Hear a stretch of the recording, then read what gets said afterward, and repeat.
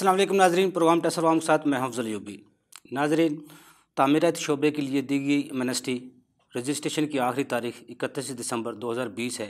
कामयाब होगी या नहीं, रुकावट कहाँ है, सरमायादारों को इसको अवेल करना चाहिए या नहीं, बिल्डर या डेवलपर ही इससे मुस्तफ़ीद हो सकते हैं या और कोई भी, इस पर आज गुफ्तगू करने के लिए हमारे साथ स्टूडियो में मौजूद हैं सैयद हसन अली कादरी साहब। आप सीनियर चार्टर अकाउंटेंट हैं, चेयरमैन हैं प्रोफेशनल रिसर्च फोरम के, उनके साथ मौजूद हैं काशिफ अनवर साहब। आप सदर हैं business of economic and business reforms के, साबिक नायब सदर हैं लाहौर चैम्बर ऑफ कॉमर्स के, उनके साथ मौजूद हैं उमर इकबाल ख्वाजा साहब। आप एडवोकेट हाई कोर्ट हैं, माहिर टैक्स अमूर हैं। नाज़रीन, इससे पहले कि हम अपनी गुफ्तगू का आगाज़ करें, माहिरीन इस हवाले से क्या कहते हैं, उनकी राय जानते हैं। अगर हम पिछले 8 माह का डाटा देखें तो बदकिस्मती से इस वक्त ये एमनेस्टी बुरी तरह नाकाम हो चुकी हुई है पूरे पाकिस्तान से। इसकी असल ज़रूरत इस वक्त ये है कि हुकूमत पाकिस्तान इसके अंदर एक तो जो इसकी तारीख़ मुतय्यन है 31 दिसंबर 2020 के, तब तक आपने वो प्रॉपर्टी ख़रीद कर उसका नक्शा बनवा कर FBR में रजिस्टर्ड करवाना है, तो इस तारीख़ में तोसी करे। नंबर 2, इसके अंदर जो बैंक अकाउंट और बैंक से पेमेंट करने की शराइत है उनको ख़त्म किया जाए ताकि लोग अकॉर्डिंगली सहूलत से इसकी पेमेंट्स कर सकें। और नंबर 3, इसके ऊपर हुकूमत को इसका तमाम स्टेक होल्डर से, जिसमें tax bars, tax payers, chamber, सबसे बैठ के एक इसका तफसीली जायज़ा लेके इसको जो भी फिक्स टैक्स या फिक्स रेट लगाना है वो लगा के तो इसको थोड़ा सा वाइडर और सहूलत वाला कर दे ताकि तमाम लोग इस स्कीम से मुस्तफ़ीद हो सके। हाँ, अगर इसमें कुछ चीज़ें गवर्नमेंट और इसको सिंप्लीफाई करती, जैसा कि स्टेप्स हैं इसके रजिस्ट्रेशन के हवाले से वो काफ़ी कॉम्प्लिकेटेड हैं। द स्टेप्स जो for registration should be very easy. और अगर हम टाइमलाइन की बात करते हैं तो इसमें timeline and deadline of December 2020 must have been given for a period of 36 month instead of only few months. अगर साथ में इसकी और हम बात करते हैं तो इसकी जो more categories should be covered under this construction या अंडर दिस क्लास। तो जो है ना, construction, the definition of construction and construction of sector should be more elaborated. जो कंस्ट्रक्शन करना चाह रहे हैं, जो इस फील्ड में आना चाह रहे हैं, उनको इंट्रोड्यूस करें, उनको अपनी जो है ना अप्रिशिएट करें कि आपको टैक्स नहीं लगेगा, आप इसको इस तरह लेके चलें। एक प्रोग्राम बाकायदा होना चाहिए इस पे ना, जिससे आसानियाँ लोगों को मुहैया की जाएं, उनको बताया जाए कि इसमें आपको क्या फ़ायदा होगा, टैक्स आपको ज़्यादा नहीं लगेगा, इसमें आपकी एमनेस्टी बहुत ईजी है, इसको जो है ना लिया जाए। हसन अली कादरी साहब, एमनेस्टी एमनेस्टी एमनेस्टी का साल से शोर है। वज़ीर आज़म पाकिस्तान बज़ाते खुद इसको बार बार कह रहे हैं, इसको अवेल करें अवेल करें अवेल करें, क्योंकि इससे 60-70 जो इंडस्ट्री हैं, लिंक हैं, जिनका फ़ायदा होगा, रोज़गार मिलेगा, बहुत कुछ इसमें फ़ायदे होंगे। आप क्या समझते हैं, एमनेस्टी जो अब तक शोर शराबा था उस हवाले से अभी तक लोगों ने अवेल नहीं की, एमनेस्टी की थोड़ी सी डेफिनेशन हमें थोड़ी सी बता दें, इस तामीराती शोबे के लिए जो दी गई है उसकी क्या है, बैकग्राउंड क्या है इसका? देखें, इसका बैकग्राउंड यूबी साहब कुछ यूँ है कि जब कोरोना आया और कोविड की सिचुएशन में हम लोग गए जी, तो उस वक्त कारोबार को एक बहुत बड़ा मेजर नुकसान पहुंचा और बहुत सारे मसाइल हुए। उस वक्त ये हुआ कि ये कहा गया कि जी कारोबार को रिफ़ंड दिया जाएगा, यानी रिफ़ंड दिए गए टैक्स के, ख़ासतौर पे सेल टैक्स के रिफ़ंड दिए गए, इनकम टैक्स के दिए गए। वो भी खैर एक बात साइड पे हो गई क्योंकि रिफ़ंड शायद उस तरह नहीं दिए गए, मैं जो ज़ाती तौर पर समझता हूँ। दूसरी बात ये कि जो आपने एमनेस्टी की बात की है, लेट मी करेक्ट यू, ये एमनेस्टी बेसिकली नहीं है, ये एक टैक्स स्कीम है और इसमें जो 111 सेक्शन है कंसील्ड इनकम का, उसके अंदर इम्यूनिटी दी गई है। ठीक है। एमनेस्टी तब आप इसको कह सकते थे अगर टोटल इम्यूनिटी हो, यानी ऑडिट से भी इम्यूनिटी हो, 122 से भी इम्यूनिटी हो।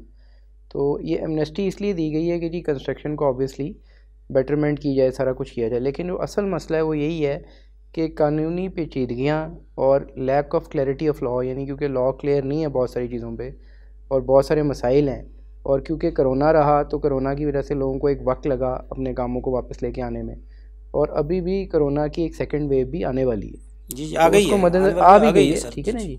तो उसमें ये है कि उसको मद्देनजर रखते हुए ये जो एमनेस्टी है आपकी, इतनी खातिर खा इसमें कोई हुकूमत को कामयाबी होते हुए नज़र नहीं आती।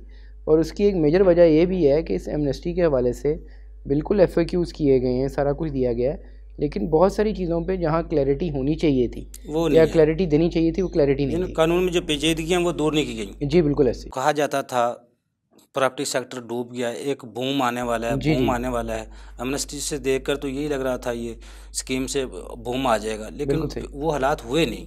एक्चुअली उसमें देखें यूबी साहब, उसकी एक बड़ी अहम वजह ये है जी कि जी जब आप एमनेस्टी लाते हैं ना, तो हमारा सबसे बड़ा मसला ये है कि हम एमनेस्टी के शराइत और जी, मसले मसाइल कुछ इस किस्म के रख वायदे देते जो हैं आप कि वो बताएं जो बड़े वो बहुत सख्त रख दिए बहुत जाते हैं। सख्त रख दिए जाते हैं और उसकी बहुत सारी शराइत हम रख देते हैं, जी जी जिसकी वजह से ये होता है कि एक जो आम आदमी है, देखें अगर तो एमनेस्टी देखें, अब ये भी देखना बड़ा ज़रूरी है इन बिटवीन द लाइंस कि जी एमनेस्टी किसी ख़ास को नवाजने के लिए या आम आदमी के लिए, जी जी तो ये भी एक चीज़ देखनी पड़ती है। तो बात ये लगता है ये ये भी है, खास नवाजने के शायद शराफे- लगता है इशारा है उस तरफ, इशारा जी। उस तरफ है। मैं ज़ाहिर है हतमी तौर पे तो नहीं कह सकता, लेकिन इशारा उस तरफ है, क्योंकि देखें जब आप पेचीदगियाँ डालते हैं ना, तो उसका मकसद यही होता है कि कोई ख़ास तबका है जो उससे शायद फ़ायदा उठा सके, लेकिन अवामुन्नास शायद उस तरह ना उठा सके। जी जी काशिफ अनवर साहब, क्योंकि ताजर बरदरी आपकी सरमायादार बहुत बड़े बड़े हैं, ब्लैक मनी पाकिस्तान में बहुत ज़्यादा है, ये तो वाइट करने का वाहद एक रास्ता मिला था जिसके कोई पूछा ही नहीं जाएगा आपकी इनकम आप सोर्स के हवाले से। इसके बावजूद भी आपकी ताजर बरदरी इसमें कोई खुश नहीं है। देखें आपकी बात बिल्कुल ठीक है कि अनडिक्लेयर्ड मनी जो है वो ताजरों के पास या और लोगों के पास भी है, जो मुख्तलिफ सेक्टर्स के लोग हैं। सिर्फ ताजर ही नहीं है कि जिनकी जो मनी है वो अनटैक्सड है, और बाकी भी बहुत से हमारे सेक्टर्स हैं जिन्होंने अपने तमाम इनकम्स को शो नहीं कर रखा। अब आप ये बिल्कुल ठीक कहते हैं। मसला फिर वो ये कि वो मसाइल जो टैक्स से रिलेटेड आपको बाद में फ़ेस करने होंगे, ट्रस्ट नहीं है। सबसे बड़ा जो फैक्टर है वो ट्रस्ट डेफिसिट का है कि अगर आज आप एक अमाउंट शो कर भी देंगे जी जी तो कल उसके मुतल्लिक क्या पूछा जाएगा, कल को ऑडिट होगा, कल को वो ये कह देंगे कि जी जैसा कि इस जो एग्जाम्शन है उसमें ये कहा गया है कि अगर आपका ये इनकम जो आपने डिक्लेयर करेंगे अगर कुछ ऐसे वसाइल से होगी जो नाजायज़ होंगे तो हम आपसे उसका सवाल पूछेंगे।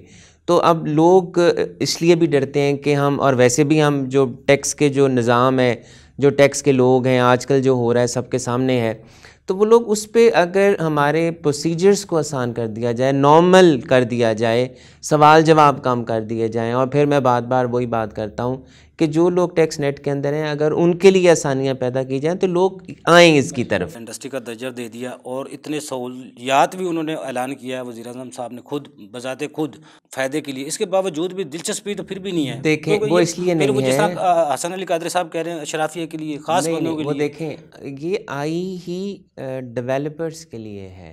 देखिए बिल्डर और डेवलपर के लिए। बिल्डर्स और डेवलपर्स के लिए आई है। देखें हसन भाई ने तो शायद बहुत खुल के बात नहीं की, ये इसमें क्लियरली लिखा गया है कि ये बिल्डर्स और डेवलपर्स के लिए है।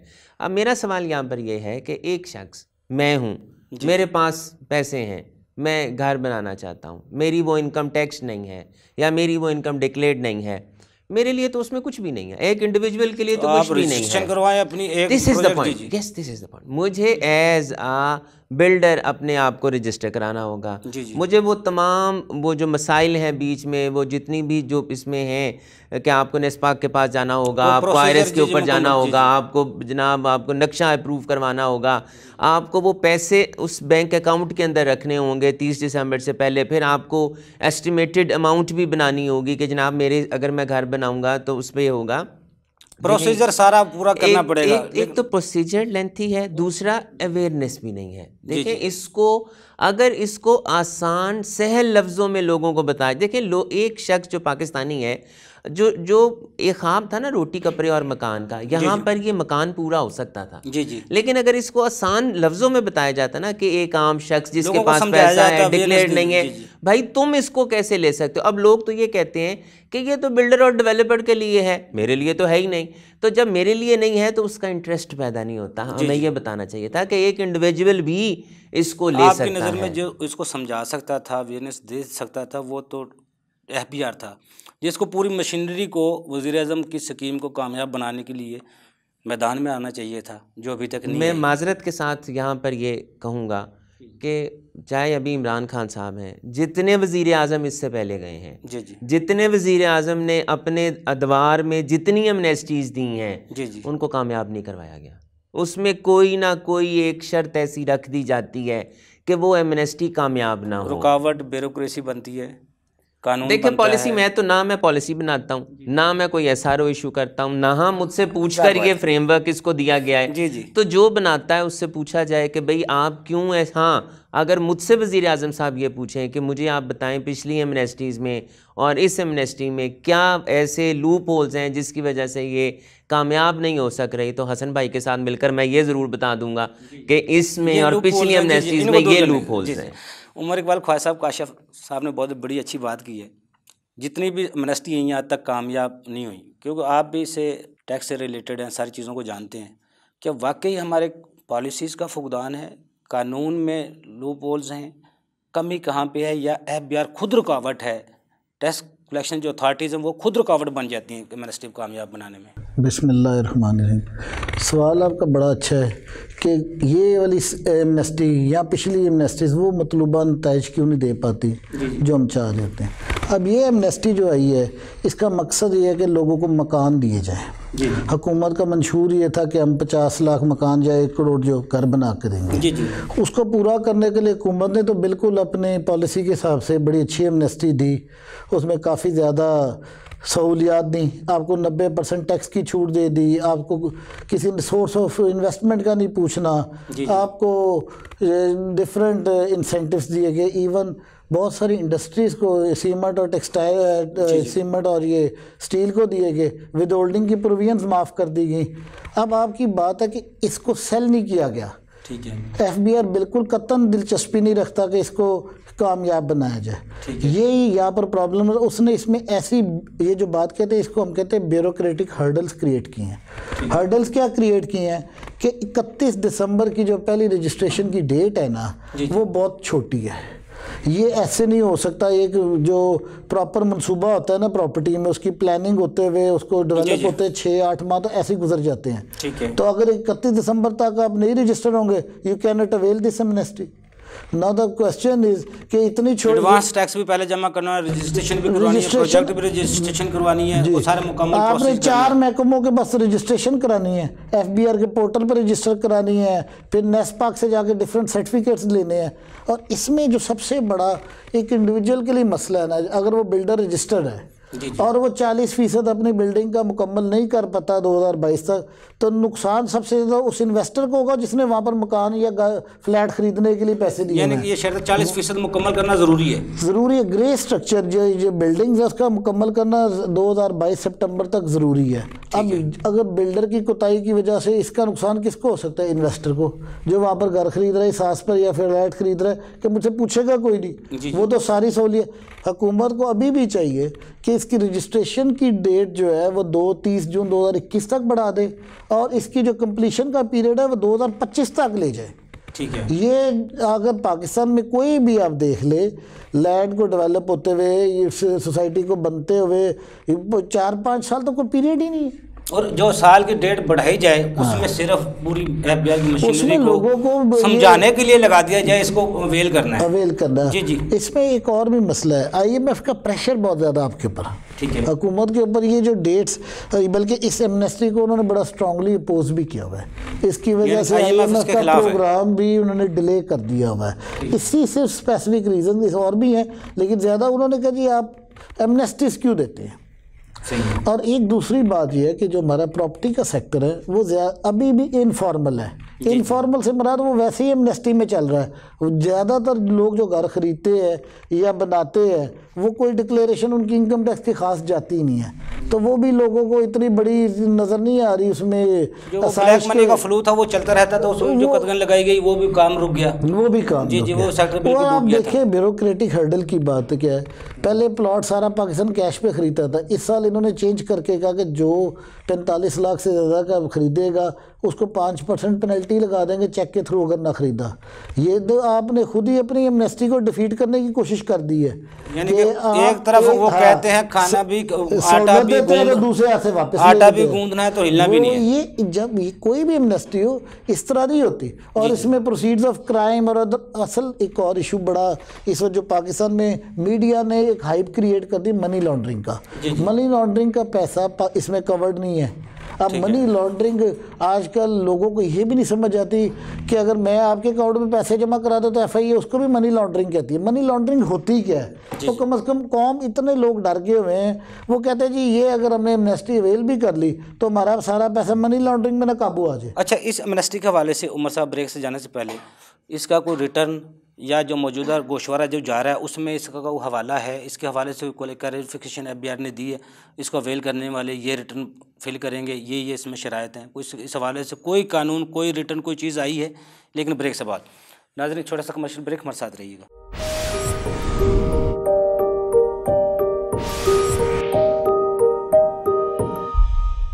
वेलकम बैक नाज़रीन। जी उमर साहब, लेकिन इसका FBR की वेबसाइट के ऊपर है, इसका एक फॉर्म है बाकायदा, उसका रिटर्न से तो कोई ताल्लुक नहीं है। उस फॉर्म के थ्रू आपने FBR में रजिस्टर होना है, तब उसके बगैर आप इसको अवेल ही नहीं कर सकते। ये भी एक ऐसी चीज़ है जो लोगों को डिस्करेज करती है। वो कहते हैं कि एमनेस्टी लेने से पहले ही हमें FBR में रजिस्टर होना है। तो कल को FBR में तो आपको पता है किसी भी मौके पर छोटी छोटी टेक्निकल वजूहात की बुनियाद पर लोगों को एमनेस्टियों से बाहर निकाला जाता है। और अभी पिछली एमनेस्टियों के इतने सारे केसेस पेंडिंग हैं जहाँ पेमेंट ऑफ टैक्स हो गई थी, लेकिन within due date due to state bank वो पैसा पाकिस्तान ना आ सका।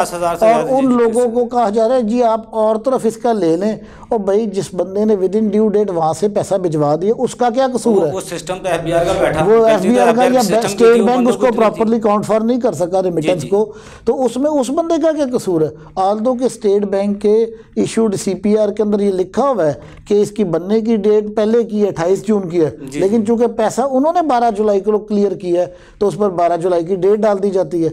उसका मतलब ये है कि मुझे वो, आप ये सोचें कि वो सारा का सारा पैसा टैक्स की नज़र हो जाएगा, 35% टैक्स भी लग जाएगा, तो उसके ऊपर 100% पेनल्टी भी लग जाएगी, तो यकीन करें कि उस बंदे का वो एसेट इनकम टैक्स में ज़ाया हो जाएगा। अच्छा उमर साहब, इसमें जो जिस तरह काशिफ साहब ने एक सवाल रेज़ किया था, मैं रजिस्टर होके, मैं डेवलपर नहीं हूँ, बिल्डर नहीं हूँ, अगर रजिस्टर होके करवा भी लेता हूँ प्रोसीजर सारा, एक तो झूठ पे मबनी शुरुआत हो गई, झूठ से पैसे को, ब्लैक मनी को वाइट करने के लिए।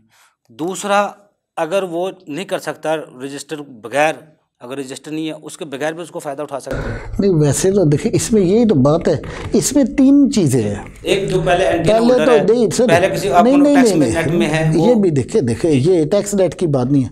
इसमें लैंड ओनर वो हिस्सा ले सकता है जिसके नाम पर लैंड 31 दिसंबर से पहले रजिस्टर्ड होगी, 31 दिसंबर से पहले जिसके नाम पर लैंड रजिस्टर्ड होगी। इसमें वो सरमाया डिक्लेयर हो सकता है जिसमें 31 दिसंबर से पहले वो सरमाया बैंक में जमा होगा।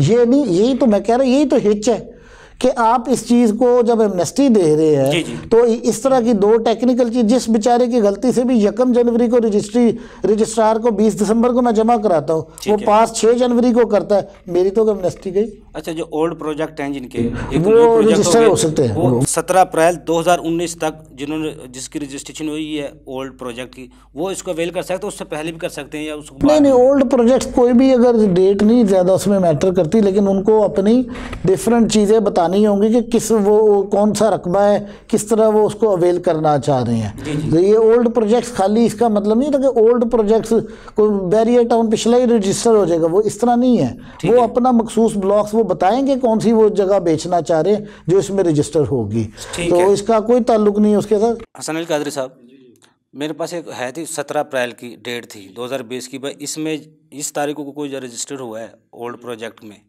जो प्रोजेक्ट जिसने किया है वो तो उसको अवेल कर सकता है, दूसरा कोई नहीं। आप किस तरह करेंगे इसकी डेफिनेशन? देखें, उसमें जो 17 अप्रैल 2020 वाला मामला है ना, इसमें मैं ये कहना चाहूँगा कि देखें इसमें 2 किस्म के मसले हैं। जो डेवलपर है उसके लिए आपने पेचीदगी ये कर दी है कि पहली बात ये कि इस कानून में एक सबसे बड़ी पेचीदगी ये है कि आपने इन जो परचेज़र है, जो इनिशियल परचेज़र है, उसको डिफ़ाइन किया गया है कि जनाब अगर मिसाल के तौर पे मैं किसी ऐसे शख्स से एक बिल्डिंग का अपार्टमेंट ख़रीदता हूँ या घर ख़रीदता हूँ जो कि एमनेस्टी अवेल करके प्रोजेक्ट में आता है, तो ना सिर्फ उस शख्स को सोर्स ऑफ इन्वेस्टमेंट की एमनेस्टी होगी बल्कि मुझे भी होगी।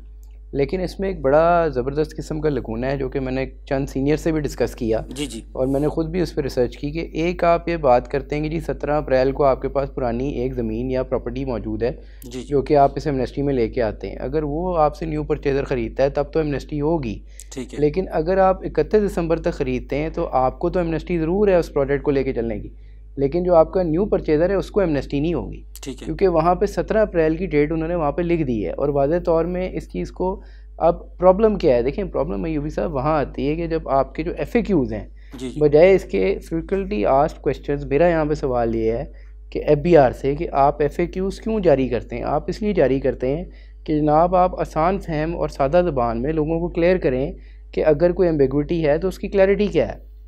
अभी तक FAQs के अंदर भी इस बात की क्लैरिटी नहीं है। फिर जैसे कि अभी उमर भाई भी कह रहे थे, जो मैं उसको बात को लेके चलना चाहूँगा जो बड़ी अहम है, कि देखें जी, जब आपको ये कहा गया कि मिसाल के तौर पे कि अगर कोई बिल्डर है और डेवलपर है, इसमें माना रजिस्टर भी हो जाता है, एमनेस्टी भी ले लेता है, सारा कुछ कर लेता है, उसके बावजूद अगर वो कोई ऐसी गलती कर जाता है कि वो एमनेस्टी से आउट हो जाता है, तो फिर मेरे जैसा शख्स, एक आम आदमी जो जाके उनसे परचेज़ करेगा, तो क्या उसको वो सहूलत एमनेस्टी की मौजूद होगी? तो इसके ऊपर वो कहते हैं कि जनाब हम चाहते हैं कि मौजूद हो, लेकिन कानून इस पर क्लियर नहीं।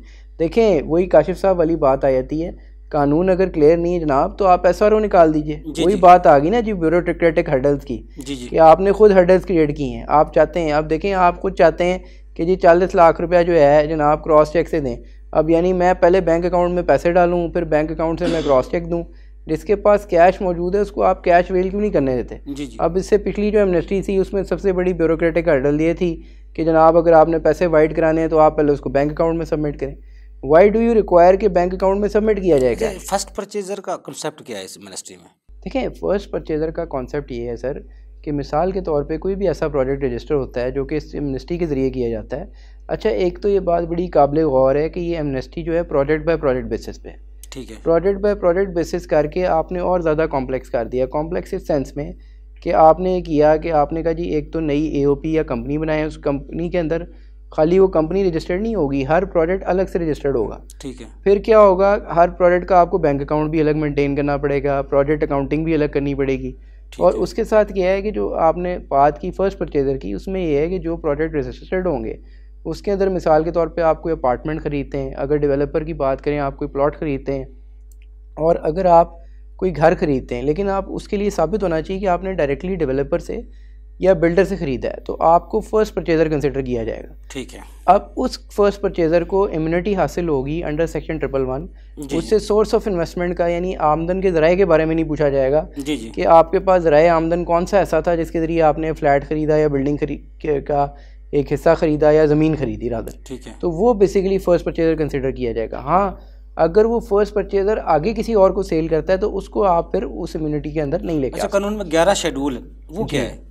देखिए, 11th शेड्यूल जो है वो बेसिकली इन्होंने सेक्शन 100D की सपोर्ट में निकाला है, ठीक है। वो फिक्स टैक्सेशन रजीम को डिफाइन सेक्शन 100D भी हमें थोड़ा इसमें ना ये भी बताइए, ये क्या है? 100D जो है बेसिकली ये था कि जब हमारा अमेंडमेंट्स हुई तो SRO कल्चर को ख़त्म किया गया और ये कहा गया कि जी ऑर्डिनेंस के ज़रिए लॉ में चेंज किया जाएगा, ठीक है। और इस ऑर्डिनेंस को जब आपका फाइनेंस एक्ट आया तो उसके अंदर इनेक्टेड किया गया। तो उसमें सर गुजारिश ये है कि जो आपका ऑर्डिनेंस है बेसिकली वो जब आया तो उसमें सेक्शन 100D को शामिल किया गया इनकम टैक्स ऑर्डिनेंस 2001 के अंदर, ठीक है। और वो स्पेशली बिल्डर्स और डेवलपर्स की टैक्सेशन की स्कीम को डिफाइन करता है कि किस तरीके से बिल्डर और डेवलपर को टैक्स किया जाएगा, ठीक है, जो इस एमनेस्टी में आएंगे, ठीक है। अच्छा, उसमें क्या है कि 100D का सबसे अहम चीज़ जो समझने वाली वो ये है कि देखें ये ऑप्शनल है, ये मैंडेटरी नहीं है, क्योंकि एमनेस्टी है तो ये ऑप्शनल है, आप चाहें तो इसमें आ सकते हैं, ना चाहें तो ना आए, ठीक है। और जहाँ तक बात है 11th शेड्यूल की, वो आपका फिक्स टैक्स रेट्स डिफाइन करता है अकॉर्डिंग टू योर एरिया कि आप कौन सी जोन में, आप कराची में हैं, लाहौर में हैं, KPK में हैं, या आप किसी और ट्राइबल एरियाज़ में हैं। जहाँ जहाँ ये प्रोजेक्ट किया जा रहा है एरिया के हिसाब से उसको टैक्स किया जाएगा, और उसके अंदर जो स्क्वायर फीट हैं जी एरिया वाइज किया जाएगा, और जो सेलेबल एरिया होगा आपका बेसिकली स्क्वायर फीट के हिसाब से उसके ज़रिए कैलकुलेशन की जाएगी। जो ये बेसिकली इसको हम सादा ज़बान में अपने नाज़रीन के लिए कह सकते हैं कि फ़िक्स टैक्स रजीम है, लेकिन इसके अंदर जो मिसकंसेप्शन है, जो मेरा ख्याल है उमर भाई मुझे सेकंड करेंगे, कि देखें ये फाइनल टैक्सेशन रजीम नहीं है। बहुत सारे हमारे दोस्त ये समझ रहे हैं कि शायद full and final discharge of liability, ऐसा नहीं है। उसके अंदर ये मसले मसाइल हैं, जैसे मिसाल के तौर पर अगर आप जो टैक्स दे रहे हैं तो उसके 10 गुना तक प्रॉफिट आप दिखा सकते हैं, ठीक है। अगर उससे ज़्यादा प्रॉफिट आप दिखाते हैं तो फिर आपको आम प्रॉफिट देना पड़ेगा, जैसे आम पब्लिक में, और आप टैक्स देते हैं, ठीक है। तो देखें इस एमनेस्टी का सबसे बड़ी कदगन ये है कि देखें आपने ऑडिट की तलवार भी लटकाई हुई है, इसको 120 में डीम्ड असेसमेंट समझा जाएगा इस टैक्स को, और 122 भी किया जा सकता है अंडर लॉ, 177 भी किया जा सकता है। आप सिर्फ़ और सिर्फ ज़राए आमदन का बेनिफिट दे रहे हैं। और देखें, मैं एक और बात बढ़ाते हुए आगे चलूँगा जो उमर भाई ने की है कि देखें बिल्कुल IMF का प्रेशर भी है, और देखें एमनेस्टी जो आपकी कर्टेल्ड आ रही है ना सर, और जो एक रीज़न है बहुत बड़ा वो ये है कि आपने FATF के प्रेशर को आप बर्दाश्त करते जा रहे हैं और आप एक्सेप्ट करते जा रहे हैं। एंड आई डू एग्री कि मीडिया का एक बहुत बड़ा रोल है जिसमें एंटी मनी लॉन्ड्रिंग को उन्होंने यहाँ पे इनलिस्ट किया है। और प्रॉब्लम क्या हुई है कि एंटी मनी लॉन्ड्रिंग लॉस की वजह से चीज़ें और मुश्किल होती जा रही हैं। और उसके अंदर जैसे मैंने चैम्बर में जब लेक्चर दिया वहाँ पे, तो वहाँ एक सवाल उठाया गया कि जी अगर कोई पाकिस्तानी बाहर है और वो हुंडी के ज़रिए यहाँ पे पैसा भिजवाता है और वो उसको क्या कहते हैं यूज़ करता है इस एमनेस्टी में, तो मेरा वहाँ पे जवाब ये था कि जनाब अगर टेक्निकली देखा जाए तो वो भी मनी लॉन्ड्रिंग है। जी ठीक है, उसको भी मनी लॉन्ड्रिंग के ज़ुमरे में लाया जा सकता है। तो सवाल ये है कि अगर मनी लॉन्ड्रिंग एक्ट को सामने रख दिया जाए तो फिर तो इस एमनेस्टी का जो मतलब एक मामला है वो और ज़्यादा कर्टेल हो जाएगा। हसन भाई, मैं दोबारा आपकी तरफ आता हूं, लेकिन ना ब्रेक से जाने से पहले काशिफ अनवर साहब की तरफ एक सवाल मैं छोड़ रहा हूं। कोरोना का फेज़ एक गुजर गया है, दूसरा आ चुका है, हुकूमत फिर लॉकडाउन की तरफ जा रही है, ताजिर बरदरी के लिए फिर मुश्किलात होंगी, कारोबारी हजरात फिर अपने कारोबार को ठप करेंगे। एमनेस्टी क्या, यहाँ जब सब कुछ ही जाम होगा तो फिर क्या हालात होंगे। दूसरा ये है जो FBR इश्तिहारबाजी के ज़रिए कह रहा है 2.5 करोड़ 2 करोड़ बंदे के हमारे पास डाटा मौजूद है, तो मौजूदा टैक्स पेयर ही टारगेट क्यों किए जाते हैं। उनके लिए आसानी, पूरी मशीनरी के लिए क्या पैगाम देंगे, जो उसको किस तरह टैक्स नेट में लाया जा सकता है, ताजिर बरादरी को किस तरह इस मुश्किल हालात से निकाला जा सकता है। नाज़रीन, छोटा सा कमर्शियल ब्रेक, हमारे साथ रहिएगा।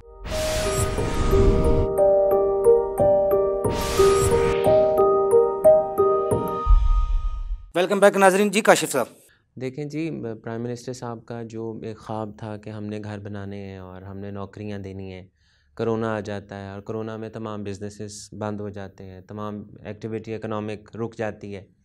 अब ये जो स्कीम दी गई वो इसीलिए दी गई कि जो इंडस्ट्री बंद हो गई, जो हम रोज़गार नहीं दे सके, और प्राइम मिनिस्टर साहब अपने उस ख्वाब को शर्मिंदा ताबीर करना चाहते थे जी कि घर हम ज़्यादा से चलो, हुकूमत के पास इतना सरमाया नहीं है तो सरमायादारों के पास है, वो सरमाया के जरिए उन्होंने कहा कि वो ले आएँ ताकि वो बीच में आएँ। देखें, ये बहुत अच्छा है एज आप कह रहे हैं ट्रेडर या एज एन इंडस्ट्रियलिस्ट या एज ए चैम्बर।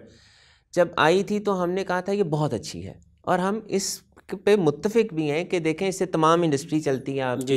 जब आपके कंस्ट्रक्शन सेक्टर चलता है तो आपकी तमाम इंडस्ट्री चलती है, आपको रोज़गार मिलता है, नौकरियां मिलती हैं। लेकिन अब ये तो टैक्स एक्सपर्ट्स बैठे हैं, वो बताते हैं कि जनाब इसमें बहुत से लूप होल्स हैं, बहुत से प्रॉब्लम्स हैं। हाउएवर जी, अब दोबारा एक सेकंड वेव आ रही है कोरोना की, डेट भी इसकी करीब आती जा रही है, दोबारा इकोनॉमिक क्राइसिस दोबारा आ रहा है। और इस बात को भी मद्देनज़र रखना चाहिए हुकूमत को कि देखें, अगर हुकूमत ने समझा कि इकोनॉमिक क्राइसिस आया तो स्टेट बैंक ऑफ पाकिस्तान ने तमाम अपनी स्कीम्स दी, उन्होंने तमाम रीशेड्यूल करवाए कर्जे, उन्होंने 5% पे अपने इंटरेस्ट रेट को ले आए। जो भी रीशेड्यूल कराएगा, जिन्होंने सैलरीज एंड वेजेस ली और ले ऑफ्स नहीं किए, उन्होंने 3% पे दिए। जो जिन्होंने अपनी जो कराई मुदारबाज और अपने इजाराज कराए, रीशेड्यूल कराए, उसका भी उन्होंने कहा कि हम आपसे इंटरेस्ट अमाउंट लेंगे, आपसे हम प्रिंसिपल अमाउंट नहीं लेंगे। तो देखें, इस प्रॉब्लम को भी समझना चाहिए था कि हमें अगर ये अब चाहते हैं कि ये कामयाब हो तो इसको बेहतर तरीके से दिया जाता। अब भी जो FAQs के मसले आ रहे हैं, हुकूमत जो भी बनाने वाले हैं वो तो ख़ुद अभी तक क्लियर नहीं है कि इसमें इश्यूज़ क्या हैं। तो हमसे कैसे एक्सपेक्ट करते हैं, एक आम ताजिर से कैसे एक्सपेक्ट करते हैं, एक आम ट्रेडर से कैसे एक्सपेक्ट करते हैं कि वो समझ जाए कि इस स्कीम में क्या है, ये एमनेस्टी में क्या है। सर, ऑफिस सेंटर में आग लगी थी, हुकूमत ने सपोर्ट तो किया है, ताजिरों को जो टैक्स देते थे उनको सपोर्ट किया, एक मिसाल भी कायम की हुकूमत ने। मैं ये नहीं कह रहा कि हुकूमत काम नहीं कर रही। देखें, हुकूमत ने बिल्कुल बहुत अच्छा वहाँ पर जाकर अनाउंस किया, लेकिन ताजिर शायद उससे भी खुश नहीं है। देखें, उन्होंने आपके लिए दिया है कर्जा आसान एक साथ पे दिया है, आसान कम इंटरेस्ट रेट पे दिया है, लेकिन मैं बहुत से ऐसे ताजरों को जानता हूं जो ख़त्म हो गए हैं, जिनका 1 रुपए का सरमाया भी नहीं रहा। तो अब सर्वाइवल किस तरह होगा? अब मसला ये है वो सर्वाइवल कैसे होगा। देखें, वो सर्वाइवल कैसे होगा, ये देखें, आप लोन वो लेता है जिसने अपनी इन्हेंसमेंट करनी होती है, जिसने बेहतरी करनी होती है। जो ख़त्म ही हो गया, जिसके पास रहा ही कुछ नहीं, वो कैसे आगे चलेगा। देखें, उस पर भी बहुत से हमारे, आपने अच्छा किया ये एक इशू को उठा लिया। ताजरों के यहाँ रिजर्वेशंस हैं और जो मसाइल हैं। अब दूसरी बात, अगर हम कोरोना पे आ जाएं, ताजिर तंजीमें हैं, हमने सुना है कि जनाब वो मानने को तैयार नहीं है कि कोरोना की वजह से हम जल्दी अपनी मार्केट्स को बंद कर देंगे, क्योंकि देखें इकोनॉमिक क्राइसिस है और ये इसी वजह से वो परेशान है कि हम इसको मार्केट्स को जल्दी बंद नहीं करेंगे। अब दूसरा सवाल आपका मार्केट से रिलेटेड क्या था? 2 करोड़ के जिनका डाटा आरबीआई के पास मौजूद है, जो उन लोगों को किस तरह लाया जाए? बहुत खूबसूरत सवाल है और हमारे दिल की आवाज़ भी ये है कि देखें, अगर देखें हर साल आपकी नंबर ऑफ जो टैक्स रिटर्न्स हैं वो बढ़ जाती हैं। जी। हर साल आपके जो टारगेट्स हैं उसके पास भी आप पहुंच जाते हैं। लेकिन 7 लाख लोग हैं जो टैक्स देते हैं। नंबर ऑफ टैक्स पेयर्स जो हैं, नंबर ऑफ फाइलर्स को आप छोड़ दें, नंबर ऑफ टैक्स पेयर्स जो हैं वो वही स्क्वीज होते हैं जो एग्जिस्टिंग आपके टैक्स नेट के अंदर हैं। देखें अब अगर विल है और अगर हुकूमत चाहती है या डिपार्टमेंट्स चाहते हैं कि वो लोग टैक्स नेट के अंदर आ जाएं जो टैक्स नेट में नहीं आते हैं, जी, तो सबसे पहले तो जी देखें उन्हें कॉन्फिडेंस देना होगा। दूसरी बात, आपके पास तमाम रिकॉर्ड है, आपके पास रजिस्ट्रीज़ की ट्रांसफ़र्स के रिकॉर्ड भी हैं, आपके पास एक्साइज का डाटा भी है, आपके पास गाड़ियों की जो 1000 सीसी से ऊपर की गाड़ियां खरीदो फरोख्त हुई हैं उसका डाटा भी है, आपके पास तमाम कमर्शियल मीटर्स का डाटा भी है। आप करना ही नहीं चाहते। जी। अगर आप चाहते हैं तो जो ये 7-8 लाख लोग हैं ना जो सेल्स टैक्स के अंदर हैं, जो टैक्स पेयर्स हैं, उनको छोड़ के उनकी तरफ सिर्फ मुतवज्जो हो जाएं। जी। उनका ऑलरेडी टैक्स फाइल आ रहा है। देखें आप उनसे पूछें कि भाई आपने ये रिटर्न क्यों नहीं फाइल की। देखें आप देखें, मैं फिर वही बात है, जब तक आप ट्रस्ट फैक्टर को इम्प्रूव नहीं करेंगे आपका टैक्स नेट नहीं बढ़ेगा। आप कहना ये इलाके के हिसाब से टैक्स वसूल किया जाएगा, लेकिन जो इससे 50 से 70 इंडस्ट्री जो मुंसलिक है इस मिनिस्ट्री से, उनके किस सेक्टर में टैक्स कम है, किसी में किस ज़्यादा है, तो फिर उसको किस तरह ये मिनिस्ट्री डिफाइन करेगी? उसको ये तो एमनेस्टी उसमें जैसे भाई ने कहा, अभी उमर साहब बता रहे थे कि विद होल्डिंग की प्रोविज़न है कि जनाब अगर ये काम करेंगे उनके साथ तो उनका टैक्स नहीं काटेंगे। तो वो ज़ाहिर है उनकी जो एमनेस्टी है वो अभी उनके मामला अभी आगे चलेंगे, हुकूमत उसको डिफ़ाइन करेगी। वही बात हो रही है ना कि जी उनके लिए जो मामला होने हैं वो अभी तक वो बहुत सारे सवाल जो हैं अनआंसर्ड हैं, यानी उनके सवालात के जवाब अभी रहते हैं। टैक्स का जो कॉन्सेप्ट है कौन कौन इसमें देगा और कौन कौन से सेक्शन है जो बंदे पे लागू नहीं होंगे जो इसमें देखिए वो तो मैंने बताया ना कि जी जो आपकी सोर्स ऑफ इनकम है वो नहीं पूछा जाएगा सिर्फ, और सेक्शन 111 का आपके ऊपर इतलाक नहीं होगा, और बाकी ये कि फिक्स टैक्सेशन नजीम है अंडर 11 शेड्यूल बेसिकली, जिसके बिना पे। उमर साहब इसमें रजिस्ट्रेशन का तरीका क्या है उसका थोड़ा सा हमारे व्यूअर को वो बता दें, इसको अवेल करने का क्या तरीका है? देखिए सर, रजिस्ट्रेशन कराने का तरीक़ेकार तो सिंपल है। आपने FBR की वेबसाइट पे जाना है, किसी के दफ्तर नहीं जाना, ऑनलाइन इस फॉर्म को फिल करना है और उसके साथ अपने आपको रजिस्टर कराना है। कंपनीज़ के लिए कुछ ऐसी ज़रूरियात है जिसमें कंपनीज एक्ट 2017 में उन्होंने SECP के साथ कुछ रजिस्ट्रेशन नहीं करानी है।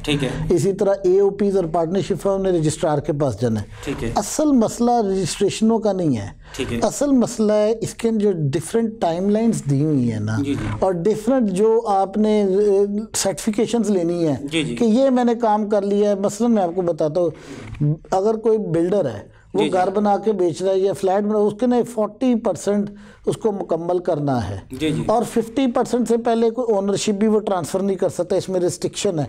तो जो बंदा उसको पैसे दिए जा रहा है उसका मुफाद कहाँ पर है? जो इन्वेस्टर है। I am not worried about the builders, मैं तो वरीड हूँ जो बिल्डर्स का ट्रैक रिकॉर्ड है उसमें जो लोग उन पर ट्रस्ट कर रहे हैं। बिल्डर और डेवलपर के अलावा कोई इससे मुस्तफीद हो सकता है? दूसरा भी कोई शख्स नहीं मुस्तफीद तो हो सकता कोई भी। अगर अपने आपको रजिस्टर करा लिया, अपने घर बनाना है, मैंने जाके प्रोजेक्ट अपना रजिस्टर करा लो कि जी मैं घर बना रहा हूँ इसके अंदर, और जो वही वाली बात है आप बिल्डर ही बन जाओ तो मेरा भी हो जाएगा। लेकिन आप देखें जिसने घर बनाना उसको भी बेचारे को NSPAC से एंड में NSPAC के सर्टिफिकेटों का रफड़ पड़ जाना है। आप समझे कोशिश करने की कि यहाँ पर रजिस्ट्री कराते हुए 3 से 6 माह वैसे गुजर जाते हैं, उसके बाद उसकी फिजिकल प्लानिंग होते हैं उसके।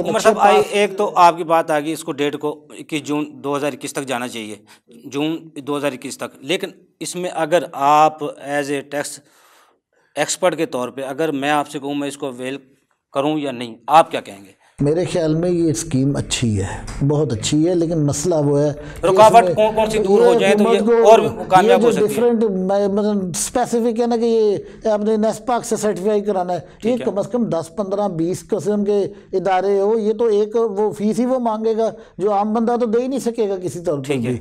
इस तरह की चीज़ें इसमें से दूर करे और वही टाइम लाइन्स को थोड़ा एक्सटेंड कर दे। मैं आपको एक बात बताऊँ, ये स्कीम बहुत अच्छी है क्योंकि इसके अलावा हुकूमत के पास घर बनाने का कोई तरीक़ाकार नहीं है। इससे आप देखें सीमेंट इंडस्ट्री की डिस्पैचेस अगर मैं इस क्वार्टर में देखूँ they have gone up, 10% increase है। इसका मतलब है कि कुछ ना कुछ काम तो हो रहा है। इसी तरह स्टील सेक्टर की डिस्पैचेस है, सेल में सिंपल है वो बढ़ गई है, और 50 के करीब डिफरेंट इंडस्ट्री हैं जैसे मुस्तफ़ीद हो रही हैं। मैं लाहौर में असल में प्रॉब्लम एक और भी है, हमारे मुल्क में हमने स्ट्रक्चर ऐसा बना लिया है कि हर बंदा अपनी वो जो कहते हैं ना एतमाद खोने की वजह से DHA में घर बनाना चाहता है।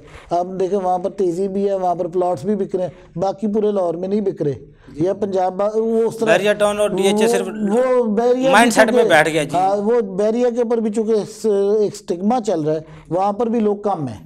वरना और तो कोई LDA की स्कीम में तो आप जाकर मुझे इस टाइमलाइन में अप्रूवल करा के दिखा दें। अगर आप NOC अप्लाई करें ना तो वो 3 महीने उसमें लगा देते हैं। नहीं, इस तामीरात शोबे के लिए जो मिनिस्ट्री इसमें तो उसने टाइम भी फिक्स किया 3 माह के अंदर अंदर वो सारा मुकम्मल उसका प्रोसीजर मुकम्मल होगा। आप जाकर मेरी देखिए प्रैक्टिकल मैं बात कर रहा हूँ, क्योंकि मैंने कुछ लोगों के लिए काम कर रहा हूँ। जितने LDA में हमने NOC अप्लाई किए ना, सिर्फ NOC ट्रांसफ़र के लिए 3 माह हो गए हैं और वो दबा के बैठे हुए हैं। वो तो नक्शा भी पास कर, तो फिर उसका नक्शा पास करने में 6 महीने लगाएंगे। 6 महीने तो मैं कहाँ जाऊँगा उसके अंदर? या तो हुकूमत इसमें लिखे ना कि जिसने जमा करा दिया उसका समझा जाएगा पास हो गया। जी उमर साहब, वैसे LDA का जो कानून है ना वो ये कहता है अगर नक्शे के लिए आपने कागजात जमा करवा दिए 90 दिन तक उन्होंने उसको अप्रूव नहीं किया, वो खुद ब खुद अप्रूव हो जाएगा। लेकिन उस पर हमारे तो वो अवेयरनेस नहीं है लोगों में। असल में बात ये है अवेयरनेस की। जब वो गिराने आएंगे ना तो वो उन्होंने ये नहीं देखना कि 90 दिन गुजरे और उन्होंने कहना वायलेशन होगी इसके अंदर। एक मैं आपने बात की कोरोना की दूसरी लहर का आपने जिक्र किया, उसमें मेरा ख्याल है लॉकडाउन नहीं करेगी हुकूमत, क्योंकि हुकूमत की पॉलिसी नहीं है। ये जो दूसरी लहर ये तीसरी लहर है इसकी जिम्मेदार हम खुद हैं। अगर आप मेरे साथ अभी पूरे कहीं पर भी चले जाएं 98% लोग SOPs को फॉलो नहीं कर रहे। और इवन मैं मास्क लगाता हूँ तो मेरा मजाक उड़ाते हैं कि आप बीमार है जो आपने मास्क लगाया हुआ है। ये अब बाद में हमारी कौम इसको मजाक में ले रही है, लेकिन ये मजाक है नहीं, ये सीरियस है और बड़ी तेजी से कोरोना की डेथ्स भी बढ़ती जा रही है। सर आप टाइम कम है, क्या तजवीज़ हैं आपके पास? सर आखिरी में, क्योंकि मैं चाहता हूँ कि ये हमारी हुकूमत के लिए मुफीदमंद साबित हो, एमनेस्टी ये कामयाब हो, लोगों को घर मिले, तो और ज़्यादा से ज़्यादा नहीं तो वज़ीर आज़म साहब का ख्वाब भी पूरा हो जाए। सर तजवीज़ बड़ी सिंपल सी है। ये एमनेस्टी वगैरह को बजाय ना जो बंदा पहला घर बनाए ना ज़िंदगी में, जो उससे तो किसी किस्म का सोर्स ऑफ पूछना ही नहीं चाहिए। इस तरह की अमेंडमेंट्स करें और इसके अंदर डेट लाइन्स बढ़ाएं और इसमें जितने ये मुझे अप्रूवल लेने के कह रहे हैं ना वो भी ख़त्म करें। जो डेट मेरी फाइलिंग की है उसी को मेरी अप्रूवल डेट समझा जाए, तब ये कामयाब होगी। इसके अलावा जो है ना इंडस्ट्री और ये जितने हमारे दोस्त हैं इन सबको ये जितने टैक्स गुजार हैं ना इनकी जान छोड़ें, इनको 5 साल के लिए एमनेस्टी दें और 5 साल FBR को कहे कि आप नए टैक्स गुजार निकालेंगे, इनसे 25% हर साल का टैक्स ज़्यादा ले लें। आप देख लें आपकी टैक्स कलेक्शन भी बढ़ जाएगी और आपके टैक्स गुजार भी बढ़ जाएंगे। काशिफ अनवर साहब, हुकूमत को भी ज़रूरत है रेवेन्यू की, आवाम को भी ज़िंदा रहने के लिए कारोबार की ज़रूरत है, क्या तजवीज़ है आपके? देखें मैं तो हमेशा हर प्रोग्राम में एक ही बात करता हूँ कि आप एग्जिस्टिंग टैक्स पेयर को इज़्ज़त दें और ट्रस्ट को बेहतर करें, फ़वाइद बताएं। देखें मैं फिर वही सवाल मैं हर प्लेटफॉर्म पे सवाल करता हूँ। मैंने मिनिस्टर साहब को भी किया लॉर्ड चैम्बर में कि मिनिस्टर साहब मेरे पास एक सवाल का जवाब नहीं है कि टैक्स पेयर के लिए एक फ़ायदा बता दें जो टैक्स देता है। मैं कहा जी मैं तो आज नहीं ढूंढ सका, 10 सालों में शायद आप मुझे बता दें। मिनिस्टर साहब के पास भी जवाब नहीं था।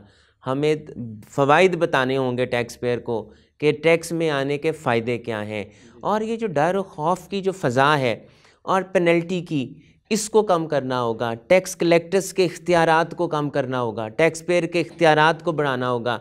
फिर तो देखें लोग टैक्स देंगे भी, लोगों को पता भी होगा। और जो अवाम सवाल पूछती है आप टैक्स लेकर हम पे क्या लगाते हैं, क्या हमें सिक्योरिटी मिलती है, क्या हमें पानी मिलता है, क्या हमें तालीम मिलती है, क्या हमें सेहत मिलती है, क्या हमें रोज़गार मिलता है। देखें इतनी बेरोज़गारी है लोग, और इन्फ्लेशन, तालीम भी फ्री मिल रही है, सेहत भी मिल रही है। ये तो देखिए ये अब कोई इसको वेल करता है या नहीं करता। देखें मैं इस पे बहस नहीं करना चाहता, टाइम भी है नहीं है, मैं बहस भी नहीं करना चाहता, लेकिन देखें इश्यूज़ हैं, उनको रिजॉल्व करने, एतमाद में लेने की ज़रूरत है। आपका तमाम इश्यूज़ हैं, हमारे पास आसानियाँ पैदा करें और फ़वाइद बताएं ताकि लोग टैक्स। जी हसन अली कादरी साहब, मैंने आज 3-4 दोस्तों को कॉल की थी इसके हवाले से किस तरह कामयाब हो सकती है। तो मुझे जो जवाब आए हैं मैसेज के ज़रिए, व्हाट्सएप के ज़रिए, सबका यह कहना FBI की पूरी मशीनरी को सिर्फ मार्केटों में सिर्फ इस हवाले से भेजें, इस एमनेस्टी के फ़ायदे बताने के लिए, आगाही के लिए। क्या आप इस तजवीज़ से मुतफिक है? ऐसा होना चाहिए? तो अगर नहीं तो दूसरी क्या तजवीज़ हैं जो बेहतर तौर पे ये एमनेस्टी कामयाब हो? देखें, ये जो बात आपने यूबी साहब कही है, ये तो दूसरी ज़बान में मैं कहूँगा कि लाज़िम मलज़ूम है। जी जी, ये तो इंतहाई अहम है और ये बिल्कुल होना चाहिए, और FBI खुद बिल्कुल होना चाहिए, जी जी, इस तरह होना चाहिए। लेकिन इसके साथ साथ मैं ये भी कहना चाहूँगा कि देखें, आज का जो सबसे बड़ा सवाल जो काशिफ भाई ने भी किया है ना, जी जी, कि बात है कि अक्रॉस द बोर्ड आप टैक्स पेयर को ये एतमाद दें कि जनाब आप इस एमनेस्टी में आएंगे तो आपको कुछ नहीं कहा जाएगा, आपका ऑडिट नहीं होगा, आप नैब में नहीं जाएंगे, किसी FIA में नहीं जाएंगे, कोई भी इदारा आपको तंग नहीं करेगा, आप इम्यून होंगे। जी जी, देखिए, इम्यूनिटी और चीज़ है, टैक्स इंसेंटिव होना और चीज़ है। तो बात है कि एक तो ये चीज़ होनी चाहिए, और दूसरी बात ये होनी चाहिए कि बात बड़ी सही की उमर भाई ने, सही फरमा रहे हैं कि जी 5 साल से कम का कोई भी प्रोजेक्ट नहीं होता। जी जी, तो बात है कि टाइमलाइन आप वो रखें जो रियलिस्टिक है। ठीक है। और जो अप्रूवल्स का मामला है और जो पेचीदगियाँ डाली गई हैं, लॉ में क्लैरिटी की बात है। देखें जी, अगर हम यहाँ बैठ के लॉ की क्लैरिटी की बात कर सकते हैं तो FBR जो इश्तिहार लगा रहा है कि जनाब हमारे पास ये चीज़ें, देखें डर से, मदद के साथ, ये मैं FBR के लिए कह रहा हूँ कि जनाब डर से अगर आप टैक्स इकट्ठा कर लेंगे ना तो आपका खौफ ख़त्म हो चुका है। जी जी, अब हालात ये हो गए हैं कि हमारा जो क्लाइंट है वो हमें कहता है, हसन साहब क्या कर लेंगे, फैक्ट्री बंद करवा लेंगे, लें फैक्ट्री की चाबी ले लें, हम क्या करें? ठीक है जी।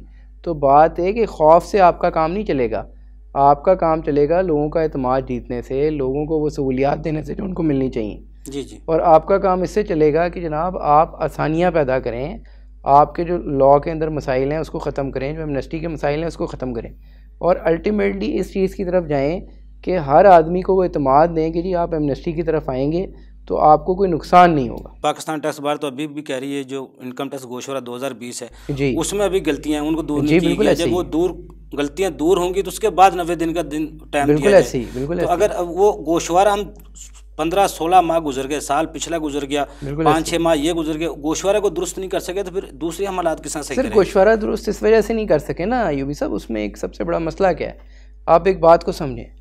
हम गोशवारा अगर हम 1990s में चले जाएं, क्योंकि हम 3 नस्लों से देख रहे हैं, उमर भाई भी 3 नस्लों से देख रहे हैं, टैक्स को ये जानते हैं और हम भी जानते हैं कि देखें जब गोशवारा सिंपल होता था, जब मैनुअल जाया जाता था तो उस वक्त कितने लोग गोशवारे जमा कराते थे और इन्हीं से पूछ लें कि इनके ऑफिस के बाहर कितना रश लगा होता था। अब कोई आता नहीं है, वजह क्या है कि आपने इतना सिंपल कर दिया, आप लोगों का खौफ खत्म हो गया। और दूसरी बात सबसे अहम ये है कि देखें, आप बजाय इसके कि आप 40 या 50 सफ़ों का गोशवारा दें, आप 1 पेज 2 पेज का गोशवारा लेके आएँ, फिर देखें कितनी रिटर्नें आती हैं। हसन भाई आपका बहुत शुक्रिया, काशिफ भाई आपको शुक्रिया। जी इसमें आप कह रहे हैं ना एसेसिस की तादाद बढ़ाने का, सॉफ्ट असेसमेंट का कंसेप्ट लाना पड़ेगा।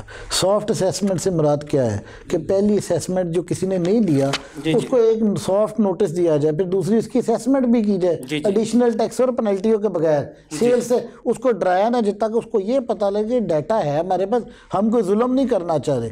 आप लोगों को अपनी गलती का तलाफी का मौका नहीं देते। अगर किसी का केस इंटेलिजेंस में या ये खुल जाए ना, ये असेसमेंट इस तरह की हो जाए, उसको इतना टैक्स लगाया जाता है कि उसकी मकान भी नहीं दिया जा सकता, सारा कारोबार असेसमेंट का कोई फायदा नहीं होता। I know many of the person जिनके कारोबार ही बंद हो गए, तबाह हो गए, ये इस तरह की होश पोश असेसमेंट की वजह से। ये सॉफ्ट असेसमेंट का कॉन्सेप्ट लाया जाए, लोग खुद ब खुद इधर आएंगे, ट्रस्ट बढ़ाए लोगों का। उमर साहब आपको बहुत शुक्रिया। अगर प्रोग्राम तक के लिए अफजल को इजाज़त दीजिए।